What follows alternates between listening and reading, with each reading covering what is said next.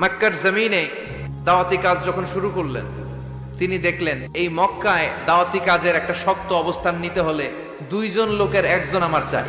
উনি ঘেটে ফেললেন, উনি বুঝে ফেললেন সবাইকে দেখে যে দুইজনের একজন আমার সাথে না থাকলে আমার দাওয়াতি কাজ চালানো কষ্ট হয়ে যাবে।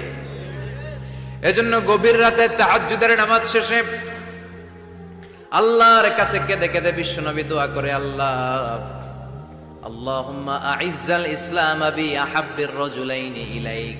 আল্লাহ, দুইজন লোকের যেই লোকটারে তোমার দরবারে মকবুল মনে হয়, ভালো লাগে, পছন্দ হয়, তাদের একজনকে ইসলামের ভেতরে ঢুকিয়ে দিয়ে ইসলামকে তুমি বিজয় দান করে দাও।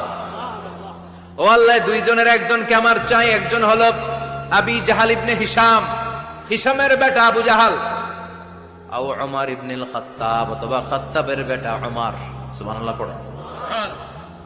সাথে সাথে দোয়া কবুল করলো কে? কার জন্য করলো?